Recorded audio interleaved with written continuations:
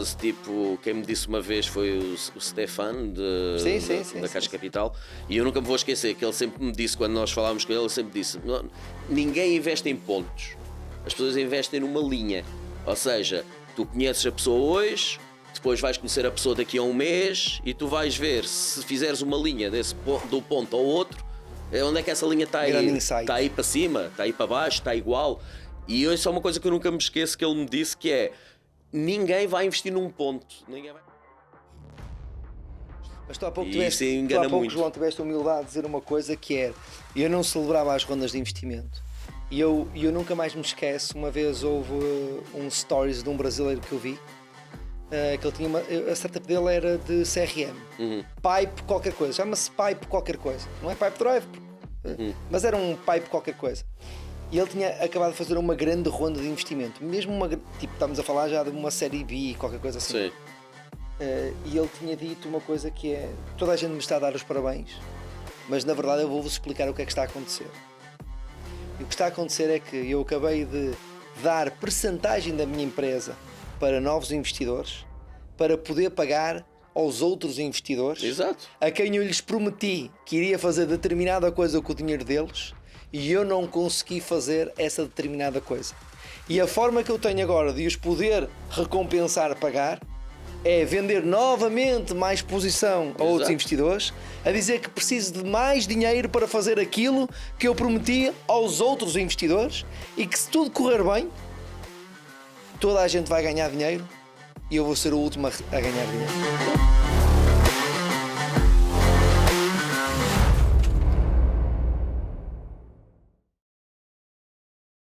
Olá, sejam muito bem-vindos a um novo episódio do Doers Podcast. O nosso podcast completamente dedicado a vocês, a verdadeiros fazedores, a pessoas que todos os dias fazem acontecer. E por isso mesmo hoje temos connosco um grande fazedor, um grande empreendedor, o João Jesus, que vem nos trazer a sua história de empreendedorismo tal e qual como ela é. Sem bullshit, sem contos de fada, sem sonhos cor-de-rosa, sem mimimis ou kumbaya. E hoje tenho comigo o João Jesus. João, muito bem-vindo. Olá, obrigado. Já começa a ser uma coisa recorrente nós nos encontrarmos. Qualquer dia já sabes a minha vida. É verdade, melhor do que por acaso é verdade, não é? Nos Mas últimos meses temos falado mais. Mas é sempre um prazer. Eu também mesmo gosto de falar sobre empreendedorismo, sobre um bocado como estavas a dizer, não ter aqueles bullshits, falar diretamente sempre foi isso que nós nos conhecemos. Sim. Aliás, tu és bué direto nessas coisas, não é? Às vezes dizem direto demais. Direto demais, não é? Direto demais, sim. Mas pronto, acho que é a maneira de ser, acho que as pessoas têm que ser assim. Olha, João, claramente tu eras uma pessoa que eu queria muito aqui. Obrigado. Não só porque sim, porque até ultimamente até temos voltado a falar muito, mas porque tu tens uma história incrível e eu acho que essa história deve inspirar mais pessoas, porque o teu empreendimento, a tua jornada foi claramente uma jornada que inspira, que mostra aquilo que quando às vezes nós pensamos em empreender tem que ser feito, e tu foste muito destemido nisso, e de certa forma até tenho uma inveja boa disso, porque não, todos nós temos o nosso momento e todos nós fizemos várias coisas, mas é incrível a tua jornada mesmo. E eu não conheço ninguém que tenha uma história como a tua, ok? Eu conheço muitas histórias, mas como a tua é diferente. A tua é diferente, e eu estou mesmo feliz de trazer essa história aqui para a nossa comunidade. Porquê? Porque este podcast é uma comunidade de empreendedores. São empreendedores que muitas das vezes do outro lado estão sozinhos, não têm um sócio, não têm com quem partilhar as dores, e encontram também aqui neste espaço uma empatia, uma semelhança com outra pessoa do outro lado, de entender que aquilo que eu estou a passar, aquela pessoa já passou. Aquilo que eu vou passar... E nós tínhamos feito muita falta isso na altura, porque na altura não havia assim esta comunidade que existe hoje em dia já há um bocado, e então muitas das nossas histórias parvas e coisas que fizemos foi mesmo na altura por falta de conhecimento, e às vezes as coisas mais incríveis uma pessoa faz porque ninguém lhes disse que era impossível. E se nós, por exemplo, já tivéssemos... Tu foi um bocado assim, eu às vezes olho... Não, foi completamente. Tipo, a nossa história, muitas das coisas que nós fizemos e conseguimos fazer, se calhar se tivéssemos tido alguém ao nosso lado com mais experiência, tinha-nos dito, não, isso não dá para fazer. E nós nem tínhamos tentado. E então, às vezes eu acho que isso também é importante. Às vezes uma pessoa não perceber onde é que estão os limites e ir descobrir, e às vezes descobrimos que afinal aquele limite estava na nossa cabeça. E isso acho que é muito importante também. Nós nunca sabemos o que é possível até tentarmos fazer. E isso foi uma coisa que, obviamente, foi porque nós não tínhamos a experiência e fomos para a frente e fomos fazendo. E tinha também a sorte de ter um sócio do meu lado que ainda que hoje era tão maluco como tu. Mais ou menos. Ele é a parte que me puxava às vezes mais para baixo para dizer assim: olha, tem calma e pensa. Era a consciência. E eu era a pessoa que lhe dizia, não, vamos. Então, e esse balanço foi muito importante. E é isso, eu acho que é isso uma das coisas que eu digo sempre quando me perguntam sobre ser empreendedor. Ou tu estás sozinho, ou então tens de ter alguém como eu tive sorte de ter. Alguém que, por exemplo, hoje é quase como se fosse família. Acabam os negócios, continuam outros, começa-se outros, mas essa amizade fica sempre lá porque as coisas que nós passamos, se calhar passamos mais tempo juntos do que com as nossas famílias ou com as nossas mulheres, ou seja com o que for. Então isso foi muito importante também para nós. E é bom haver estes programas. Deixa-me puxar, então vamos lá. Claro. Vamos lá desconstruir aqui o João Jesus. Vamos lá buscar a história e vamos pôr aqui a narrativa. Porque eu acho mesmo que vamos deixar mesmo aqui grandes insights aqui para a nossa comunidade. João, portanto, fotógrafo, formador, de certa forma um fazedor, não é? Portanto, eres um fazedor, mas certo, longe ainda de sonhar o empreendimento que tu estarias à beira de ter com a aventura, com a jornada do Cuco, não é? Não, sem dúvida, é assim, eu sempre fui uma pessoa e acho que ainda hoje, às vezes, ainda tenho dúvidas do que é que eu quero ser. Acho que é, quando às vezes, por exemplo... Agora pelo menos avô tu já és. Avô já sou. Agora neste momento temos lá malta. Como assim? Ele é avô. E vou ser avô agora uma segunda vez, só aos 44 anos vou ser avô 2 vezes. Mas pronto, passando à frente. Meu Deus! Mas, por exemplo, não se choquem, eu fiquei igual, eu fiquei igual. Isso é a vida. Mas, por exemplo, eu tenho uma filha agora com 19 anos que tirou um ano porque diz que quer saber o que é que quer fazer da vida, e ela às vezes sente-se um bocado mal por não saber o que é que quer fazer da vida, e eu estou-lhe sempre a dizer, eu tenho 44 e muitas vezes ainda não sei o que é que eu quero fazer da vida. E o meu percurso foi um bocado isso. Eu comecei a querer ser o novo Van Damme. Eu era atleta de alta competição de artes marciais. Era kickboxing. Kickboxing, exatamente. Pronto, eu era atleta de alta competição, fazia parte da seleção nacional, fui campeão ibérico várias vezes, ganhei um torneio europeu e etc. E eu pensava que ia ser esse o meu futuro. Até que eu descobri que, pronto, artes marciais não é futebol, não dá para ganhar dinheiro, não dá para sobreviver, e então tive que começar a fazer outra coisa. E eu sempre fui uma pessoa que gostou muito de cinema, porque o meu irmão é realizador de cinema. Comecei-me a meter na fotografia porque, pronto, cinema não havia tantas oportunidades. Certo. Comecei-me a meter na fotografia e acho que isso foi a minha primeira veia de empreendedor, porque foi aí a primeira vez. Eu era um puto, tinha na altura, quando eu comecei a fotografar, tinha por volta de 17 anos. E comecei a ir às melhores agências de modelos em Portugal, onde eu me apresentava com a minha equipa, onde eu dizia, eu e a minha equipa, eu e a minha equipa, eu e a minha equipa, e a equipa era eu. E então foi aí a primeira coisa que às vezes o pessoal diz, aquele do fake it until you make it, foi um bocadinho isso. Começar a perceber que muitas vezes, não podemos esperar que tudo esteja perfeito para começar um projeto ou para começar uma aventura. Temos que ir, temos que aprender, e esse foi o meu primeiro passo que eu dei. Eu acho que sempre tive isso no meu sangue também por causa do meu pai e da minha mãe. Os meus pais também são empreendedores.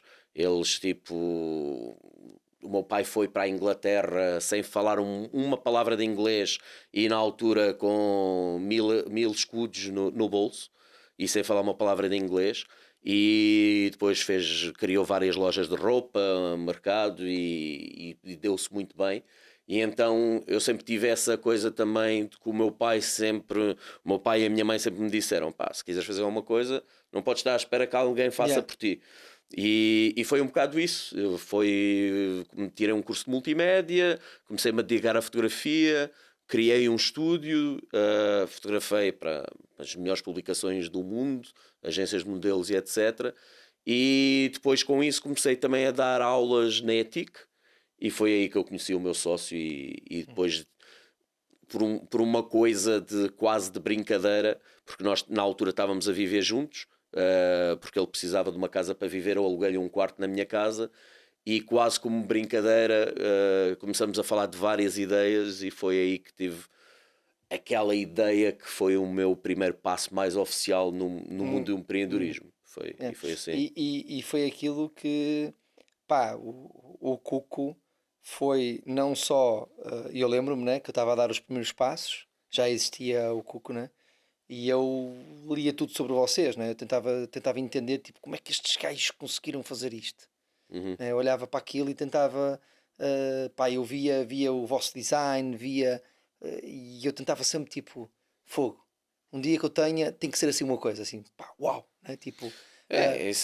porque era isso, as nossas bases eram essas, ou seja, nós começamos um projeto que era uma aplicação onde nenhum de nós era programador, onde nenhum de nós nunca tinha feito uma aplicação para telemóvel, onde em Portugal na altura ainda havia poucas pessoas a entrar nesse mundo, e então nós não tínhamos experiência nisso. Não tínhamos então, 2014, 2015? Foi um bocado mais, ora bem, foi 2013, pá, 2013 okay. Que nós começamos a dar os primeiros passos. Certo. Antes disso já houve uma parte mais de ideia e de... Eu comecei em 2016. Prontos. Portanto ali 2015, sim, 2015, comecei ali em 2015 e já havia muitas coisas sobre vocês. E era isso, o que nós não tínhamos da parte de... Eu sabia desde o início que é assim, aplicações há muitas, e eu olhava e, por exemplo, eu sempre me baseei muito na minha vida com a Nike. Eu acho que é assim, sapatilhas há muitas, marcas há muitas. A Nike é melhor, não é melhor se calhar em qualidade, não é melhor se calhar em design, mas eles sabem criar uma marca, e isso, todas as marcas que eu gosto são assim. Se nós olharmos para uma Apple, se nós olharmos para... E então nós sabíamos que mais do que tudo tínhamos que criar uma marca. Queríamos criar uma marca, e a aplicação era tão importante como essa marca, porque se as pessoas se apaixonassem pela marca, as pessoas se calhar iam-nos dar algum tempo para resolver problemas que nós estávamos a ter e etc. E então foi isso, nós criamos uma marca que era bastante forte, ganhamos várias vezes, fomos várias vezes selecionados como... A vossa marca, o branding, o storytelling... Fomos várias vezes uma das startups mais mediáticas de Portugal. Ganhamos prémios internacionais. Ganhamos prémios internacionais, estivemos em todo o lado, e era isso que nós também sabíamos que, ou seja... Na nossa falta de experiência de um lado, nós percebíamos exatamente o que é que tínhamos que fazer na questão da marca, porque também depois sabíamos que era essa marca que nos ia ajudar a ter financiamentos, que nos ia ajudar a ter parcerias. Todo o hype, não é? Exato. Porquê? Porque vocês criam o Cuco, uma aplicação de alarmes, onde toda a experiência era à volta de um alarme, no final do dia... a vossa métrica era o número de criação de alarmes. Acredito eu que essa devia ser a vossa North Star Metric. Não era só porque os alarmes, a nossa plataforma funcionava muito como o YouTube, ou seja, nós dávamos muito esse exemplo. No YouTube tu tens um número mínimo de pessoas que são criadores, e depois tu tens milhares de pessoas que veem os vídeos. Ali era a mesma coisa, nós tínhamos pessoas que criavam os alarmes, mas depois qualquer pessoa podia se juntar àqueles alarmes, e então não tinham que criar, tinham que fazer parte. Então, por exemplo, e nós tínhamos, por exemplo, alarmes do Benfica que chegavam a ter 8, 9 mil pessoas ao mesmo tempo a abrir o alarme. E só havia um criador, que era o próprio Benfica. Então a nossa métrica era mais as pessoas que estavam engajadas com alarme. Os alarmes. Top. E isso foi uma das coisas que a ideia veio daí, que era o alarme é uma coisa que nós usamos todos os dias. Cada vez mais. Antigamente usávamos os alarmes para acordar, hoje em dia é para reuniões, é para o veterinário, é para aniversários, é para tudo e mais alguma coisa. E a questão foi essa. Quando nós tivemos esta ideia, o que nós percebemos é que os alarmes era algo que nós usávamos todos os dias, não só para acordar. Hoje em dia os alarmes é usado para tudo. Eu uso o alarme para me lembrar de levar o meu cão ao veterinário, reuniões, tudo e mais alguma coisa. Até para dar a contagem da água eu já tenho um alarme para isso. Então o que nós nos apercebemos era isso, é que os alarmes eram usados para tudo, mas eles não tinham mudado muito e era uma coisa que era visto como quando um alarme toca, tu não pensas numa coisa alegre, pensas, ok, tenho que fazer uma coisa. E então o que nós queríamos trazer era isso, era trazer conteúdo que fosse um conteúdo que tu quisesses ver à hora certa e que fosse relevante e tornasse os alarmes divertidos. Era isso uma maneira que nós queríamos, era dar o próximo passo numa ferramenta que já toda a gente usa. E era isso que era interessante, principalmente quando falávamos com investidores, porque não precisávamos de explicar muito, dizer assim, olha... Era simples para eles entenderem o que é que vocês queriam fazer. Quando estávamos a falar com eles, todos eles tinham alarmes, e então nós às vezes até dizíamos isso. Olhem para o vosso telefone, quantos alarmes ativos é que vocês têm? Quantos desses alarmes, quando disparar, vocês vão ter um sorriso na cara? Não há muitos, né? Com o Cuca é completamente diferente. E então nós tornávamos o nosso pitch em algo que era fácil qualquer pessoa entender. Isso. E sem dúvida, vocês tinham uma narrativa muito forte, uma marca muito forte, uma mascote muito forte. Vocês trabalhavam mesmo muito bem essa parte. Mas não era só isso que vocês trabalharam bem, não é? Porque desde o início vocês entenderam que se a nossa visão estiver certa, nós vamos precisar de muito dinheiro para executá-la. Exato. Ok? E eu quero trazer este tema aqui de funding, ok? Aqui para a nossa conversa. Até acho que é muito importante aqui para a nossa comunidade trazer aqui este tema de funding. E tu foste claramente uma pessoa que explorou muito isso, né? Fizeste várias rondas, vários pitches, um conjunto de coisas. Esse era quase o teu trabalho principal. Sem dúvida. E vocês, no papel, né, vocês tiveram, que isso é que é mágico, né? Quem não conhecer agora prepare-se, que vai ouvir aqui uma história, mas a história do vosso primeiro funding, né? O primeiro funding à série mais que vocês fizeram, não é? É uma coisa genial, E mais uma vez acontece porquê? Porque ninguém nos disse que não devíamos de fazer. Porque se calhar se tivéssemos falado com algumas pessoas, as pessoas tinham-nos dito, não façam essa merda. Tipo, nós basicamente o que é que nós sabíamos que precisávamos de dinheiro, sabíamos que era impossível criar um projeto destes sem ter um investimento e um investimento significativo.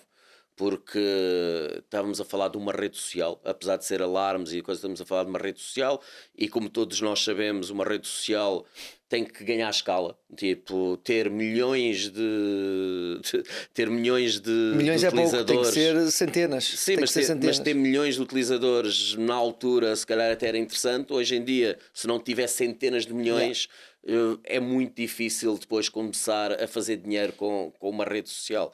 E então nós sabíamos, tínhamos toda a noção que íamos precisar de dinheiro. E precisámos de dinheiro ao início e não o tínhamos. E então o que aconteceu foi, na altura, nós quando começamos o projeto éramos 4 sócios e um dos nossos sócios que vivia ali na zona ao pé da Quinta do Lago, não vivia na Quinta do Lago, mas vivia ali ao pé, e o pai dele tinha uma empresa de iluminação. E um dia ele disse-me assim, o meu pai foi montar umas luzes lá numa casa de um senhor e eles começaram a falar e ele está reformado, mas investe em startups.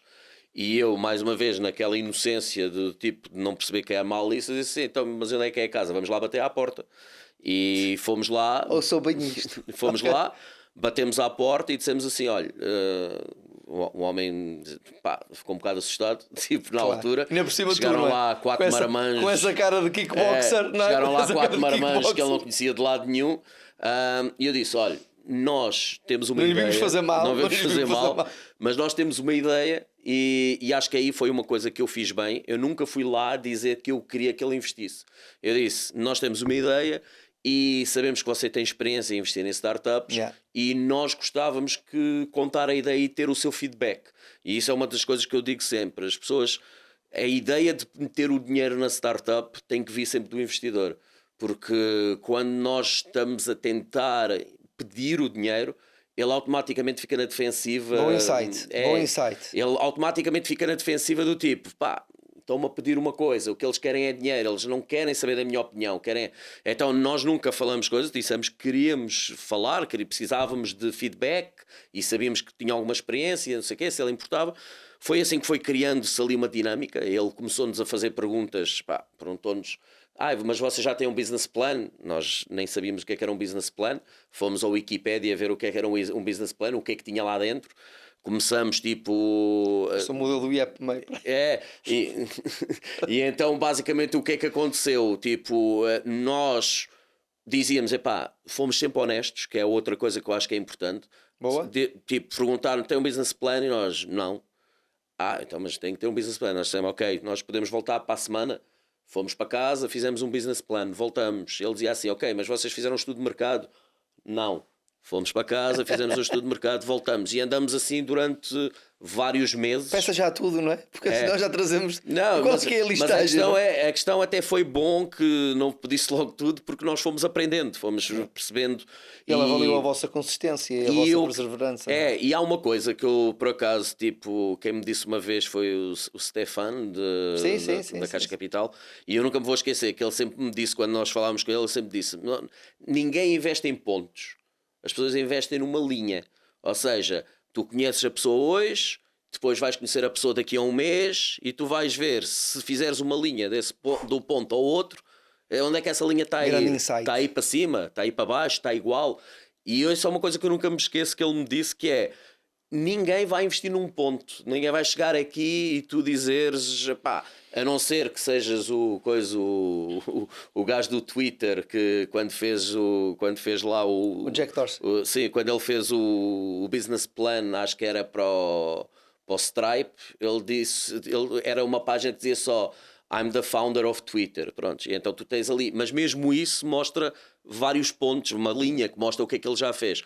E então, isso foi uma das coisas que eu acho que faz agora completamente sentido para mim, porque ele começou a ver que, ok, estes gajos podem não saber, mas todos os dias que eles vêm cá, eles já sabem um bocadinho mais.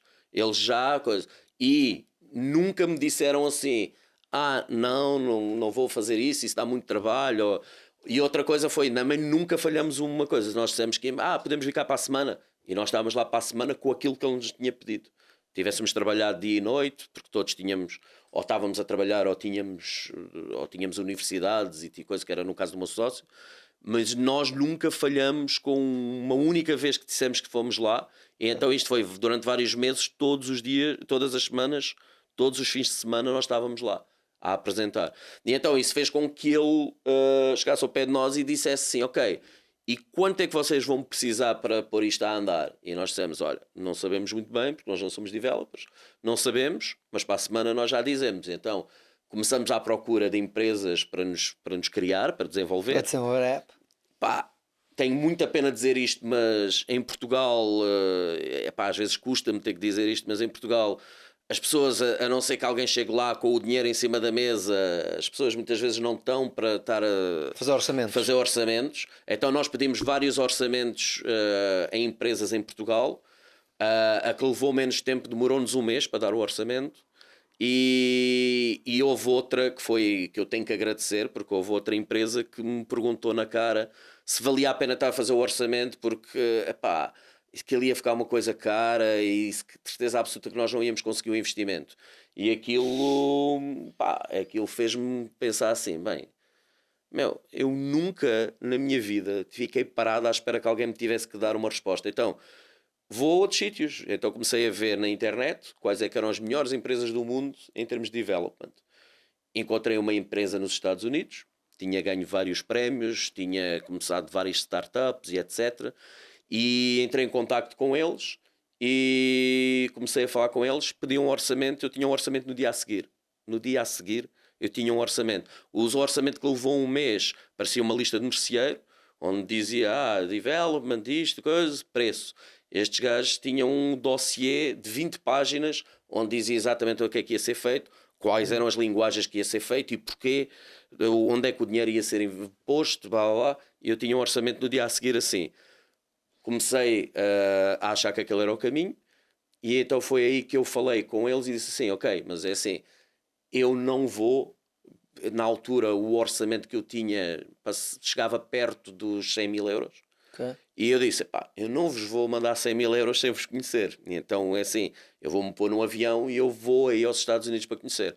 E foi aí que eles disseram, pá, ok, mas pá, se calhar não era melhor não ir aos Estados Unidos, porque aqui somos só 3 pessoas e iam aos nossos escritórios na Índia, onde nós somos 300. Faziam na Índia com os preços dos Estados Unidos. Prontos, ou seja, o que é que eles tinham? O CEO daquela empresa, ele tinha estudado em Stanford, ele, pá, era uma pessoa que tinha uma mentalidade muito americana e ele sabia que, mesmo naquela altura, hoje em dia ainda há um bocado, há ali as pessoas olham para o development na Índia e muita gente diz assim, é um código sujo, aquilo é muito feito às 3 pancadas e não sei quem. Então ele sabia que pá, é a mesma coisa que eu tinha feito, e eu gostei disso porque era a mesma coisa que eu tinha feito quando eu tinha o meu negócio de fotografia. Eu tinha que me fingir maior do que era, tinha que me fingir. E então ele tinha um escritório nos Estados Unidos para poder trabalhar para as empresas dos Estados Unidos, mas depois ele sabia que é assim... A produção, a qualidade estava na Índia. E em tech, sim. E a questão é essa, quando o pessoal às vezes diz assim, na Índia há muito código mau. Na Índia há tudo. Na Índia há tudo. Mas em Portugal também há código mau. Sim, mas a questão é que nós em Portugal somos 10 milhões e já há poucos developers, então tipo, não encontras se calhar tantos maus nem tantos bons. Não são 1.4 para aí. Agora na Índia estamos a falar mais 1 bilhão de pessoas, como é óbvio vai haver. Não, para aí 1.4 para aí neste momento. E então o que é que nós decidimos? Eu disse aos meus sócios, na altura nós estávamos todos a viver juntos, porque eu disse a eles, olha, é assim, se nós vamos fazer este projeto, nós temos que viver isto dia e noite. E então vamos todos viver juntos, alugamos uma casa todos juntos. E quando descobrimos isto, eu disse, olha, pessoal, nós vamos viver para a Índia. E pegamos um avião e fomos viver para a Índia. Durante vários meses fomos viver para a Índia para estar a trabalhar no projeto. E isto foi uma coisa, foi super difícil, não vou mentir. Principalmente para mim, porque eu sou aquela pessoa que se alguém cortar o frango ali com a tesoura que cortou o frango com o piripiri, eu já não consigo comer. Não consigo, picante não é comigo. Em Índia tudo é picante. Tudo é picante. Então foi difícil, mas acho que também foi muito importante porque nós descobrimos lá, primeiro que tudo, descobrimos uma cultura que tem os seus problemas.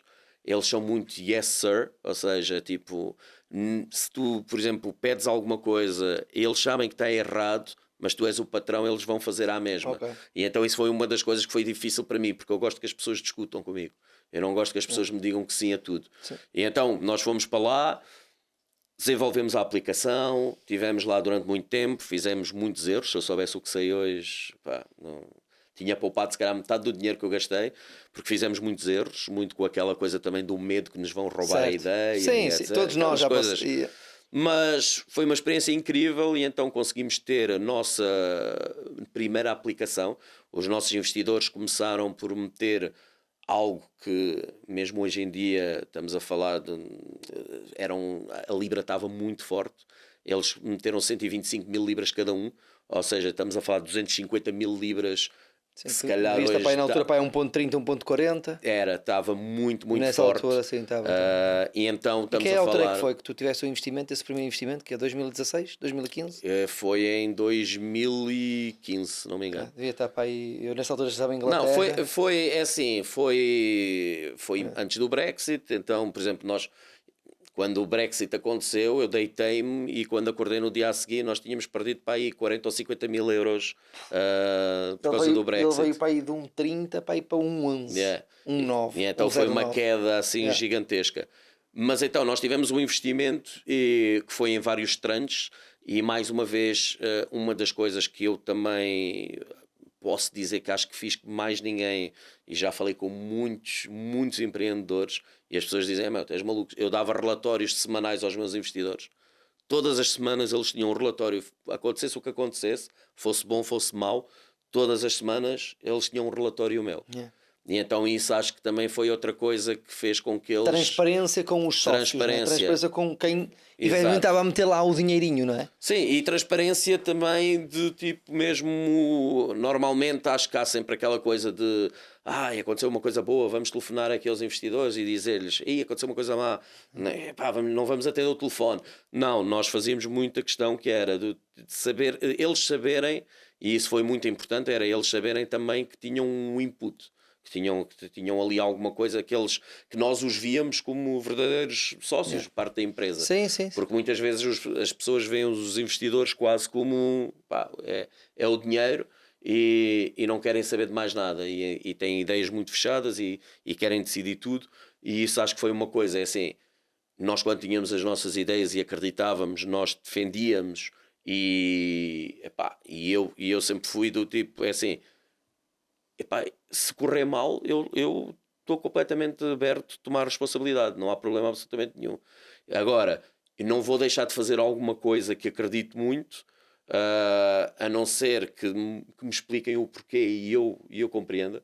Isto é uma coisa que eu sempre fui assim e sempre ensinei as... Mas estás a tocar num ponto muito importante e eu gostava de voltar a esse ponto, que é o ponto da responsabilidade. Porque olhando para a tua jornada, João, e tu começaste por deixar aqui um insight muito valioso e que eu também gostava de reforçar antes de chegarmos a este ponto até da responsabilidade, só para não perdermos aqui a oportunidade. Eu acho que é mesmo uma mensagem que devemos passar lá para casa, que é: no teu relacionamento com qualquer stakeholder, seja um investidor, seja um potencial parceiro de negócio, um cliente até, um cliente, tu referes uma coisa que é: não é só nós sermos a parte interesseira, mas sermos a parte interessada. E tu, a forma como trataste aquele investidor foi dessa forma interessada, que é, na verdade, tu naturalmente querias o dinheiro dele porque tu precisavas do dinheiro dele, mas tu demonstraste que estavas interessado naquilo que ele te podia aportar em termos de conhecimento. Exato. Porque depois, e ele aportou-te muito conhecimento, disse que tinhas de fazer um business plan, que tinhas que fazer um conjunto de coisas, e no final do dia passou-te o cheque, está tudo certo em relação a isso. Sim. Mas e às vezes nós esquecemos disso, não é? Que é aquela expressão de vamos com muita sede ao pote. Não, isso é uma coisa que eu vejo muito e, por exemplo, eu já fiz muita mentoria nas startups e eu às vezes pedia para... Pronto, estava mais naquela parte quando as pessoas vão fazer o pitch, etc. E muitas vezes as pessoas concentram... Por exemplo, o meu pitch, e isto é uma coisa que acho que também éramos das poucas startups que fazia isso. Nós fomos várias vezes fazer pitch ao Web Summit e etc. Por exemplo, o nosso pitch nunca dizia... Quanto é que nós, tipo, aquela parte final que toda a gente faz, que é tipo, quanto é que nós queremos, onde é que vamos fazer dinheiro, nós não punhamos. E porquê? Quando tu estás num pitch que tens um tempo limitado, há certas perguntas que eu sei que o investidor vai fazer. E então, quando nós temos um pitch e depois temos um Q&A a seguir, eu sei exatamente as perguntas que ele vai fazer. Se eu não disser quanto é que eu quero, onde é que eu vou fazer dinheiro e etc., ele, 99,9% das vezes, ele vai perguntar. Então nós não perdíamos o nosso tempo com isso. Se nós tínhamos 2 minutos... Sabias que a seguir ias falar sobre isso. Exato. E então, bom insight também. E a questão era essa. Nós estávamos preparados com isso, mas o que nós queríamos vender às pessoas era a parte que eles não iam perguntar. E em 3 minutos tinhas de focar nessa parte. E eu tinha que focar. E isto foi uma coisa que também nós sempre fizemos, que era perceber exatamente as pessoas que estão à frente, e as pessoas às vezes nem fazem isso. E, por exemplo, é isso que estavas a dizer que eu ia muito cedo ao pote. As pessoas têm um business plan, querem dinheiro, e, por exemplo, imagina, eu tenho um negócio da AI, agora, que está na moda. Tenho um negócio da AI e eu quero um investidor. Vou ao Web Summit e vou atrás dos investidores. Está lá uma pessoa, tem lá um crachá, dizer investidor, e eu vou lá e não sei o quê, eu tenho aqui um negócio da AI. E depois, de repente, aquela pessoa que está à tua frente, se tu tiveres feito um bocado de pesquisa, ela acabou de fazer 2 ou 3 entrevistas a dizer que acha que o AI é o fim do mundo e que tipo, ninguém devia de investir em AI porque vai ser o fim da sociedade e não sei o quê. O que é que acontece? Essa pessoa, que depois é assim, quando nós estamos a falar em investidores fortes, todos eles se conhecem. É um mundo muito pequeno, todos eles se conhecem. E se esse investidor sente que tu nem foste capaz de fazer a tua pesquisa, que nem foste capaz de ter o mínimo interesse por aquela pessoa, Rapidamente essa informação se espalha. Ele vai dizer, se alguém lhe for perguntar, o que é que achas destes gajos? Ele vai dizer, esses gajos não sabem o que é que estão a fazer. Tipo, estão a disparar para todo o lado a ver se alguém... Não lhes interessa quem é que é.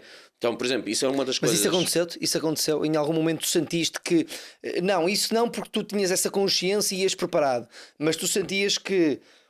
Quando tu ias às vezes falar com um determinado investidor, ele já tinha informações da vossa startup porque um outro investidor lhe tinha passado. Sem dúvida nenhuma. Okay. Mas era isso, por exemplo, nós não tínhamos uma apresentação para investidores. Nós tínhamos várias apresentações. Porque nós sabíamos, por exemplo, e isto foi uma coisa, por exemplo, que eu vi algumas startups a fazer muito bem. Havia um rapaz que agora não me lembro o nome, sabes? Eu sei que tens mal nomes. Não me lembro o nome, mas ele tinha uma startup de viagens que era Tripaia, uma coisa qualquer assim. Pronto, e ele para mim fez a melhor apresentação possível no Web Summit de sempre. Porque que ele fez? Ele tinha uma startup que basicamente o que fazia era, tu chegavas lá, dizias, olha, eu tenho 500 euros. Eu acho que me lembro desses. Pronto, ele dizias lá, eu tenho 500 euros e eu quero fazer férias em Lisboa. Com o Y. E aquilo dava-te um plano do que era para fazer em Lisboa. Lembro perfeitamente disso. Pronto. E então o que é que ele fez quando foi o Web Summit? Ele descobriu todos os investidores que eram investidores, por exemplo, que investiam em coisas de viagem, etc. E ele, em vez de mandar um pitch ou mandar um coisa, eu adorava beber um café com vocês, que eles percebem milhares, ele mandou um roteiro personalizado com cada investidor do que é que ele deveria de fazer em Lisboa enquanto estava no Web Summit. E então, ele fazia pesquisa, havia um investidor, e eu falei isto com ele porque nós éramos amigos, e ele, por exemplo, havia um investidor que ele era fanático pelo Chelsea, pelo futebol e tudo, e então ele tinha lá um plano, que era visitas guiadas ao Benfica, e então... E ele, sem nunca pedir para fazer uma única reunião, só mandou isto a dizer, olha, tenho muito prazer que vocês venham cá a Portugal, estou muito contente, sendo português, está aqui um roteiro feito com a nossa plataforma para vocês tirarem o melhor partido. E sem ele nunca pedir uma reunião, ele foi a pessoa que mais reuniões tinha. E não era, então vamos lá falar. Não, pá, nós queremos vos conhecer. Estás a perceber? E é isso que é muito importante. É a abordagem, é tudo.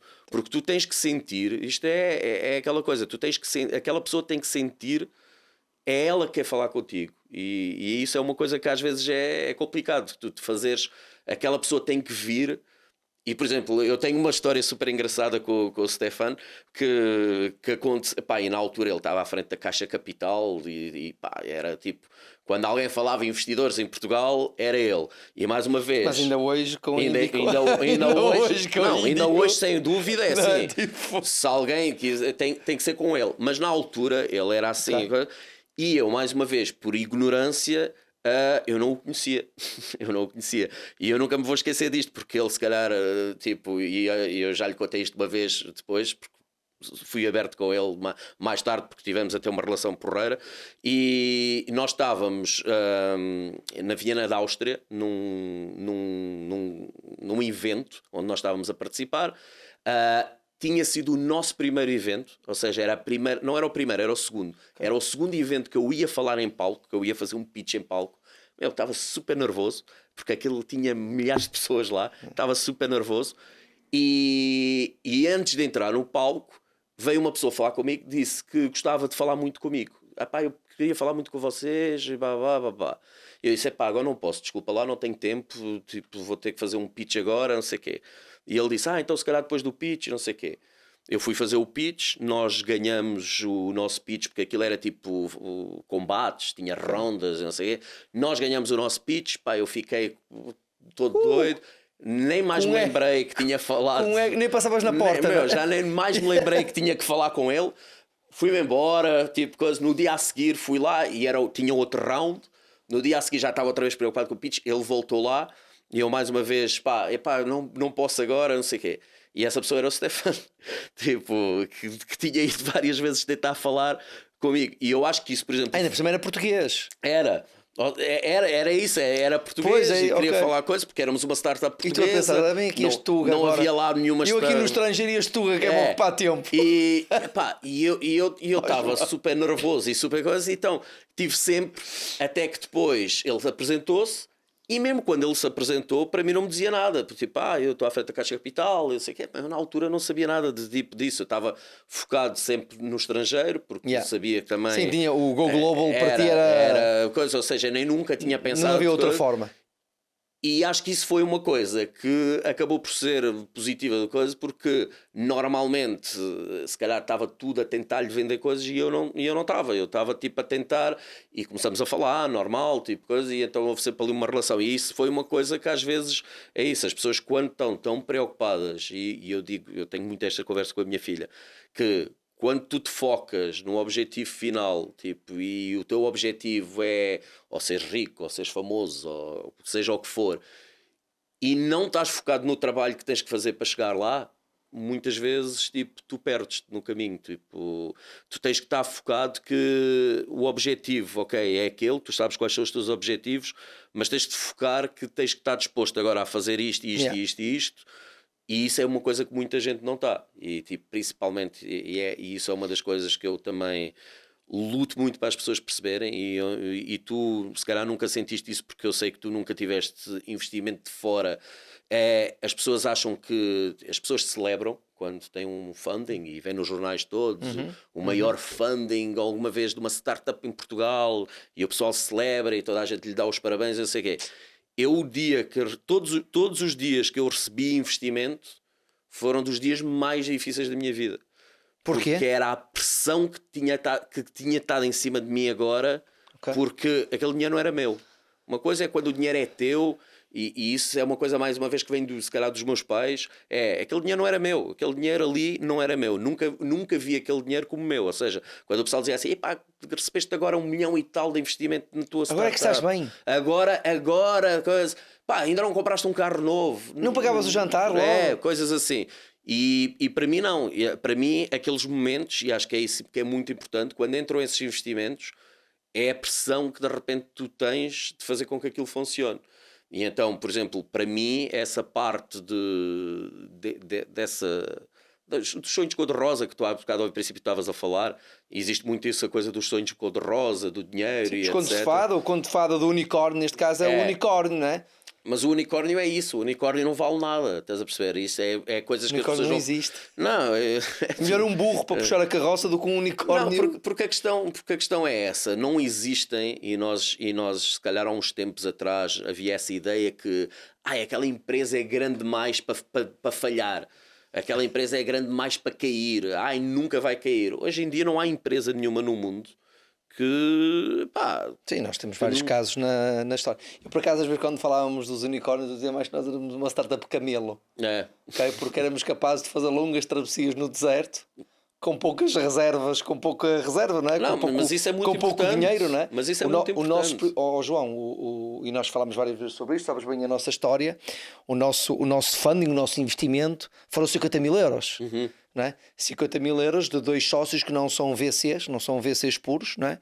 E posicionaram-se mais até como os nossos amigos anjos que queriam era que a gente vingasse e apostaram em nós, do que provavelmente como o Venture Capital, que não foi de todo, não é? Mas aqueles 50 mil euros duraram 1 ano e meio. 50 mil euros. É incrível. E por isso é que eu estou a dizer, nós éramos uma startup camelo. Sim. Startup que, pronto, com aquele bocadinho de água na bossa, a gente teve que atravessar o deserto todo e só saímos do deserto no dia em que fizemos o primeiro cliente. E este é que foi sempre o nosso drive.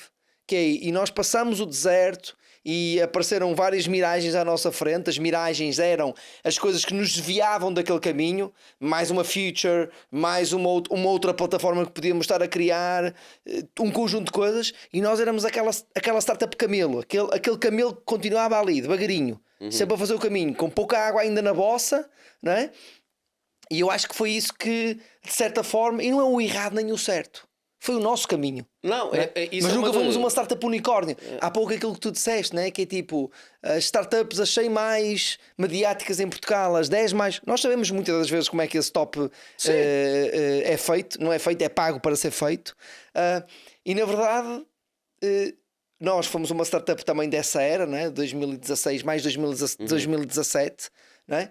Mas nunca aparecemos num top das startups para watch, não sei o quê.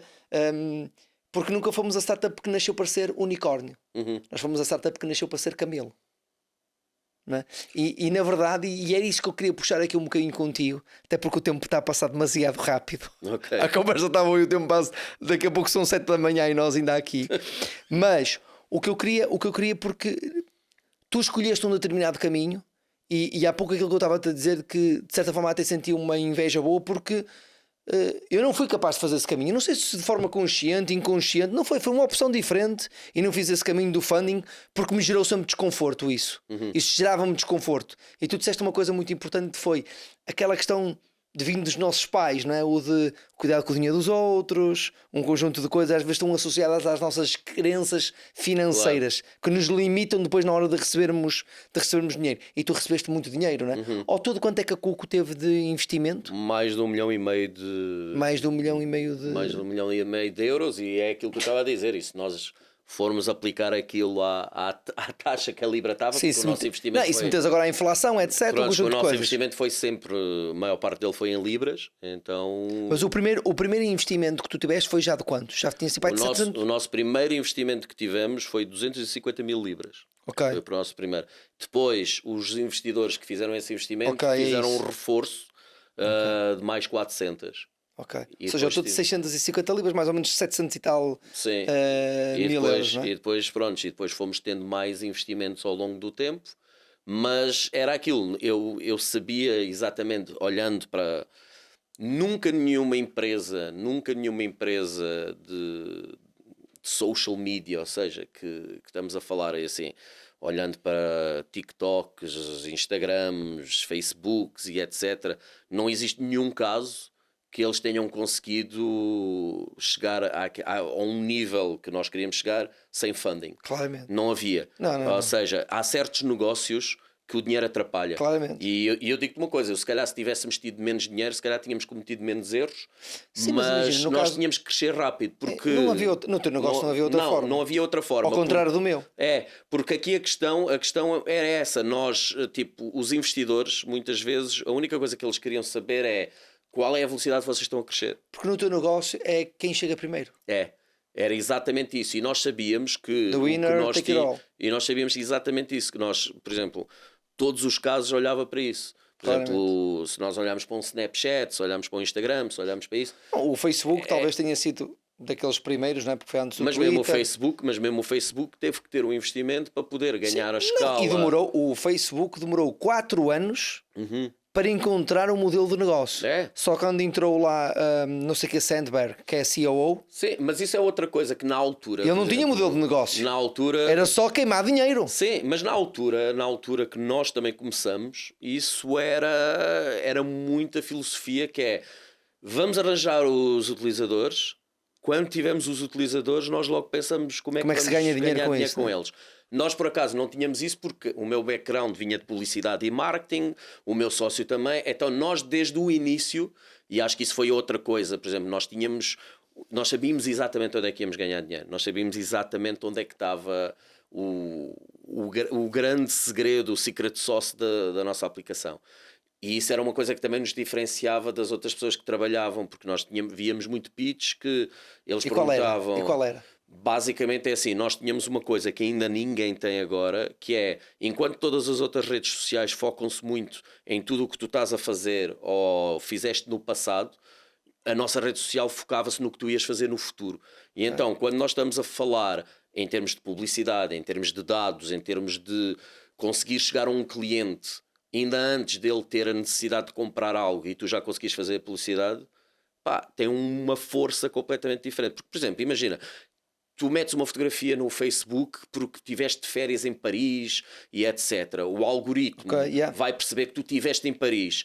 E agora? O que aconteceu? O alarme é para o futuro. O alarme é para o futuro. E então, se tu marcas um alarme que vais para Paris, eu de repente consigo estar-te a dar publicidade de hotéis para tu ires quando fores em Paris, consigo-te dizer, olha, vai ver o museu tal em Paris que é incrível. Ou seja, nós conseguíamos fazer um target à publicidade e ao conteúdo para algo que tu ias ter uma necessidade no futuro. Quando nós associamos isso, ainda por cima, por exemplo, imagina a geolocalização. Eu já comprei a ideia. Prontos. Eu comprei a ideia. E era aí que está. E mesmo hoje em dia, ninguém faz isso. Ó João, temos um elefante aqui na sala e nós temos que falar sobre o elefante. E como é que nós falhamos isto? O que é que falhou? Se falhou, o que é que falhou? É fácil. Eu acho que o que falhou aqui foi tu chegares a um ponto que tu há bocado disseste uma coisa e eu rimo porque era verdade. A minha vida tornou-se fazer fundraising. A minha vida, eu que comecei aos 15, 16 anos. Eu lembro-me de te encontrar em todos os sítios que eu te encontrava. Tu estavas obstinado, lembro perfeitamente. Era. Na fábrica do Beato, numa festa do Web Summit, estavas sempre com foco. Todo lado. Rondas. Eu disse, então João, pá, estive não sei onde, a falar com não sei quem. Era o teu drive. E a minha coisa é assim. Não estou a dizer erradamente. Não. Tinhas que fazer aquilo. Era o que eu tinha que fazer. Era o meu trabalho porque mais ninguém podia fazer. Mais ninguém. E isto é uma coisa, por exemplo, é uma coisa que eu tenho, que é um defeito meu, mas que eu já aprendi a viver com ele, que é, eu sou uma pessoa que tenho muita dificuldade em confiar. Há certos trabalhos que eu acho que tenho que ser eu a fazer e tenho dificuldade em passar para outros. E o fundraising era exatamente isso. Porque eu conhecia aquela empresa e sabia, por exemplo... E as tuas skills também com as tuas skills. Não, era isso. Eu sempre fui uma pessoa que consegue ler muito bem a pessoa com quem está à minha frente. Eu adoro jogar póquer exatamente por causa disso. Eu também. Eu gosto muito de... E então eu sabia muito bem, quando eu começava a falar com alguém, eu precisava de alguns segundos para perceber, esta pessoa, o que é que lhe interessa? É os números? Ou qual é o objetivo? Que vamos mudar o mundo? Ou é tipo o segredo por trás? E eu adaptava o meu discurso. Okay. Quando eu tinha pessoas a fazer esse fundraising para mim, as pessoas tinham uma coisa estudada, sabiam a lição e não conseguiam adaptar-se. E a tua alma? Tu tens muita alma, tu pões muita alma, pões... E foi isso, e é aí que entra para mim o que falhou. Chegou a um ponto que eu passava a vida a fazer fundraising, já não podia estar a fazer a parte que eu adorava do início, que era a parte da criatividade, a parte de pensar. E eu sempre disse uma coisa, nós estávamos agora, antes da pandemia, estávamos a fechar uma ronda, já estava fechada, de 9 milhões e tal, a primeira coisa que eu tinha dito na altura ao investidor foi, uma das primeiras coisas que eu quero fazer é contratar um CEO, porque eu quero deixar de ser CEO e eu quero me focar no que eu acho que esta empresa precisa. Onde é que eu posso acrescentar mais valor? Pronto, e era criar a marca, era criar exatamente tipo essa love brand, era aí que eu queria estar. E o que aconteceu foi, nós estávamos a fechar essa ronda, estava já fechada, já tínhamos tido due diligences, já estava tudo feito. Aconteceram duas coisas, a pandemia foi uma delas, mas nem foi a mais grave. Foi uns tempos antes, aconteceu aquela barraca toda dos dados do Facebook. Cambridge Analytica. Prontos. E de repente, e isto é uma das coisas que tu também já deves ter sentido, muitos dos investidores, 90% se calhar, tirando aqueles que são bons investidores, eles investem nas buzzwords que estão na moda. Por exemplo, agora, qualquer empresa que tenha aí... Vinhamos a falar sobre isso, não é? Qualquer empresa que tenha aí... Tens investidores à porta, qualquer empresa que tenha. E na altura, quando eu comecei, era social media. Social media era a buzzword.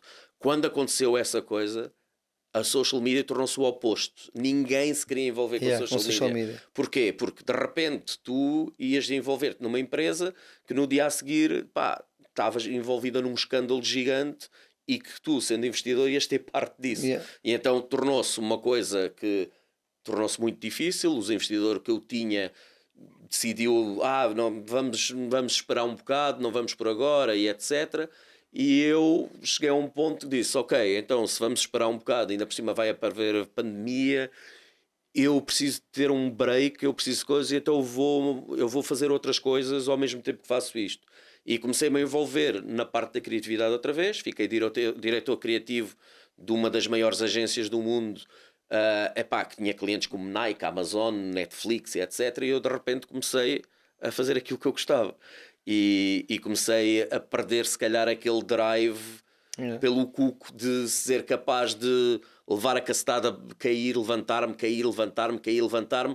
comecei a cair e a pensar assim, se calhar não me quero levantar por causa disto, tipo, se calhar está na altura de fazer outra coisa, Porque sabia que... Perdeste o tesão, é isso? Perdeste o tesão porque o problema era, eu sabia, mesmo que eu fechasse, é assim, por exemplo, se nós olharmos para empresas, por exemplo, como o Snapchat até chegar à altura que chegou de poder ir para a bolsa e ser independente, entre aspas, eles tiveram que levantar 200 e tal milhões. Ou seja, eu sabia... E nos 10 milhões, eu mesmo fechando esta... Os 9 eram 10 milhões, 10 milhões e ainda te faltava uma jornada enorme. Ainda faltava muito. Eu sabia que a minha vida ainda ia ser muito isso. Ainda ia ter que ser muito isso.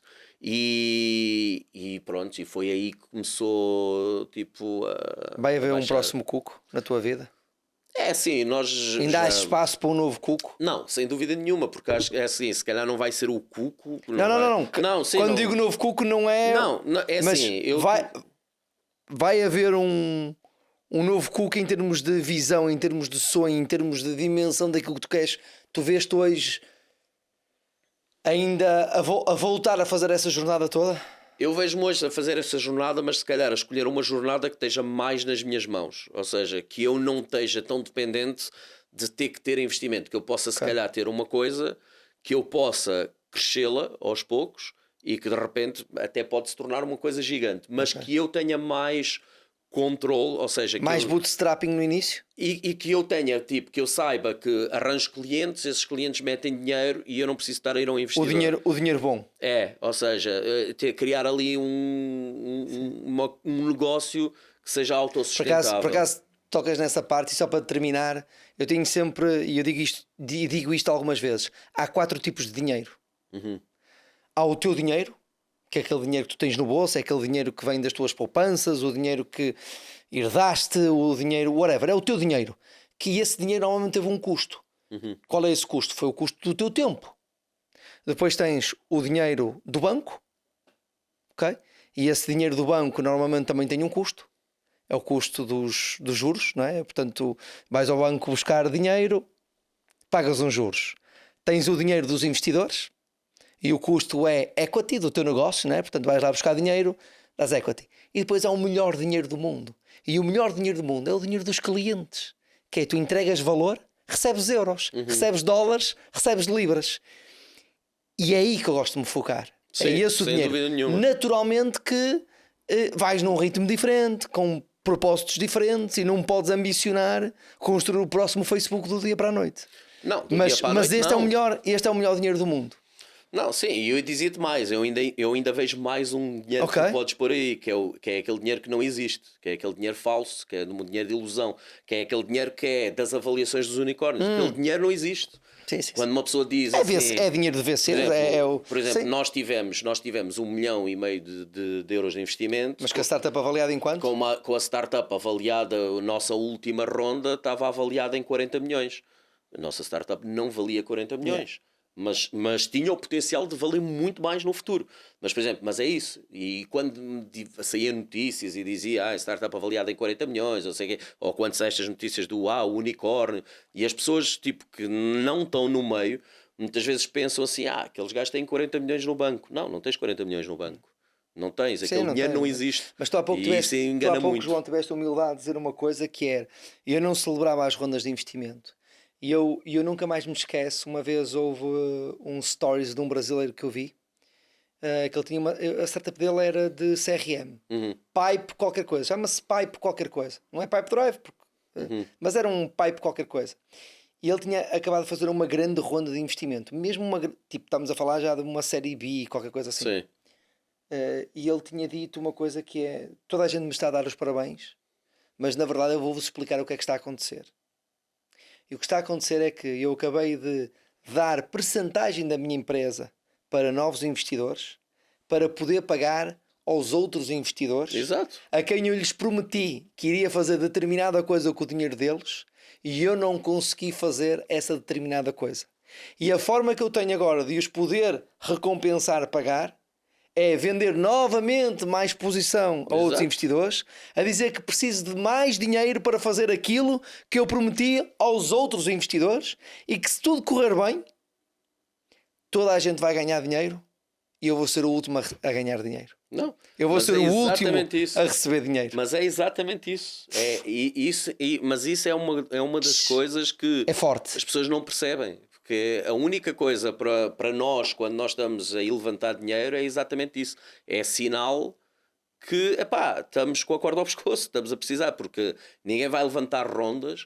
Às vezes as empresas vão levantar rondas para ganhar velocidade. Sim, há casos. Mas sim, mesmo essa velocidade. Sim, mas 90% dos casos não é para ganhar velocidade. Mas mesmo essa velocidade vem de um quê? Vem de um medo que tu tens que, se não tiveres essa velocidade, vem alguém atrás de ti e vai-te tirar aquele lugar. Ou seja, tu sempre que vais buscar investimento, nunca é sempre de um medo de alguma coisa. Top. Okay? E quando tu consegues, é um alívio, mas tu sabes que agora, e depois é aquilo, em cada ronda, e esse brasileiro disse exatamente a coisa certa. De certeza absoluta que na ronda anterior ele pensava que já não ia ter que ir fazer isso de novo. E agora, se calhar, se formos falar com ele hoje, ele se calhar já está numa posição outra vez. Não quer dizer que a empresa não esteja... Tem que procurar essa história. Mas isso é uma das coisas que acontece muito, que as pessoas não têm noção. Eu também houve várias histórias de startups que tiveram milhões e milhões de investimentos. Houve uma que tinha uma mascote que era um panda, já não sei o que era. E eles receberam milhões e milhões e milhões. A primeira coisa que fizeram foi comprar uma estátua gigante de um panda feita em metal, custou não sei quanto. E depois, ao fim de 3 ou 4 meses, a empresa deu falência. Comeram a estátua. Pronto, a empresa deu falência. Então, a questão às vezes é um bocado essa, é que tu tens que ter noção que as coisas podem mudar a qualquer hora.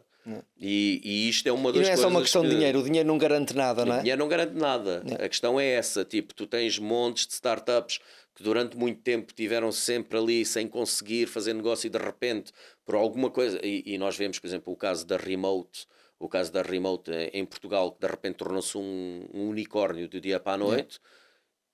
E a razão é simples, não é por falta de uma ideia brilhante, não é coisa, mas tiveram a sorte de acontecer uma pandemia e de repente, a pandemia catapultou. E de repente o trabalho remote tornou-se uma realidade que não dá para esconder, e às vezes é isso que acontece. O timing, não é? O timing é uma coisa que é muito importante.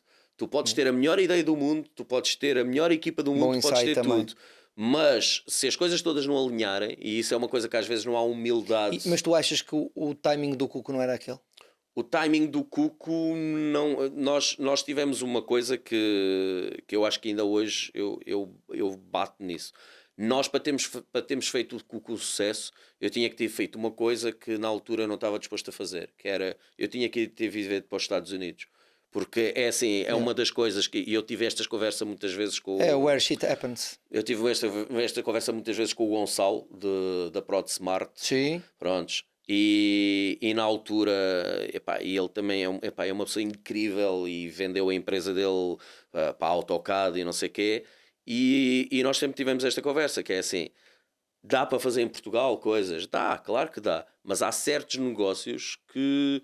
tu estando em certos países, tu consegues de repente ganhar e o nosso negócio era isso. A escala é outra, a velocidade é outra, o mercado é outra, a dimensão, o dinheiro, exatamente. Tudo isso. E então, por exemplo, comportamento do consumidor. E então, nós na altura, eu sempre tinha essa noção, mas tinha filhos, tinha coisas, tipo, apesar de estarem a viver na Inglaterra, mas eu conseguia vê-los regularmente, eu sabia que indo para os Estados Unidos era diferente. Do outro lado do mundo. Pronto. E então isso, por exemplo, isso é uma das coisas que eu se calhar não é o timing, porque foi aquilo que eu te disse, eu quando comecei o Cuco, o timing foi perfeito, que foi quando as redes sociais começaram a arrebentar, mas eu tinha que ter conseguido fazer mais rápido. O contexto. E eu tinha que ter conseguido fazer mais rápido antes de haver aquela quebra das redes sociais, porque isto vem em ondas. E então eu tinha que ter apanhado a onda a subir e tinha que ter conseguido ficar logo forte quando a onda começar a descer. Pronto. E isso foi uma das coisas que não aconteceu, por várias razões. Porque não tinha que acontecer. Mas não tinha que acontecer. Eu acredito muito nisso e acho que isso é uma das coisas que eu digo sempre às pessoas. Nós às vezes queixamos-nos da vida e dizemos isto é a pior coisa que me aconteceu na minha vida e etc. Mas nós não sabemos. Nós se calhar quando formos ver daqui a 10 ou 20 anos... Há pouco tu disseste, e para terminarmos aqui, porque já são 7 da manhã e temos que ir trabalhar, mas tu há pouco disseste uma coisa que foi ligar os pontos, e ninguém investe em pontos. E eu acho muito que a vida é isso, que são pontos, e lá à frente é que tu vais ver a linha. Tu vais ligar depois todos os pontos. Exatamente. E só aí é que tu vais ter. Não, mas exatamente porque às vezes acontecem-te coisas que tu achas, são as piores coisas do mundo. E há montes de histórias assim. Nós temos aquela história da senhora que escreveu o Harry Potter, que só escreveu o Harry Potter. Só escreveu o Harry Potter porque o marido divorciou-se dela e ela estava... Ou seja, às vezes nós estamos lá em baixo e nós não conseguimos ver. Tipo, não conseguimos ver que aquele ponto ali vai ser partida para tudo. Às vezes é preciso só ganhar lá à frente, um balanço. olhando para trás é conseguir ver. E então é isso, por exemplo, quando eu olho para o Cuco, e eu falo muito isso, por exemplo, com o meu sócio, quando eu olho para o Cuco, eu vejo que há muitas coisas da minha vida hoje em dia, por exemplo, como uma relação com o meu sócio, que é um dos meus melhores amigos, todas as coisas que me abriram portas para negócios que eu estou a fazer agora. E isso são coisas que eu não ia ter se tivesse continuado na minha vida a fazer o que eu estava a fazer. E então, mas na altura, quando as coisas acontecem, são as piores coisas da tua vida. Mas depois tu vês que se não tivesse acontecido aquilo, tu tinhas continuado num caminho que se calhar não te ia levar a lado nenhum. Aquela coisa aconteceu, tu tiveste que fazer um pivot à tua vida e lá à frente vais ligar os pontos. Top. Exato. João, eu prometi-vos que ia ser aqui uma grande conversa. Eu prometi-vos e foi claramente uma grande conversa. Ainda tínhamos aqui muito para explorar. Sim, podemos Espero que um dia tenhamos a oportunidade de cá voltares e trazeres o novo Cuco e a gente consiga ligar os pontos de hoje aos pontos também do passado para falarmos da tua história do futuro. Sim, João, muito obrigado mesmo aqui pela parceria, pelo teu tempo, pela tua disponibilidade de estar aqui connosco, a nossa comunidade, que é uma comunidade de fazedores, de malta que está a fazer acontecer. E por isso é bom também trazermos essas histórias, é bom, e certamente que agora muitas pessoas também vão me procurar e vão buscar mais informação sobre a tua jornada, sobre a tua história. Qualquer pergunta, estou sempre disponível. E por isso obrigado. E por isso obrigado, João. Obrigado. Fazedores, nós voltamos na próxima segunda-feira às 6 da manhã para vos continuar a trazer histórias sobre verdadeiros fazedores, como trouxemos hoje o João, sem bullshit, sem cumbaiás, sem mimimis, sem contos de fada ou sonhos cor-de-rosa. Até ao próximo episódio. Continuem a partilhar a comunidade de Doers, passem aos vossos contactos, escrevam-nos também os maiores insights que vocês têm recebido. Para nós é super importante continuar a ter o vosso feedback, porque no final do dia isto é feito para vocês. Um abraço e até breve. Obrigado.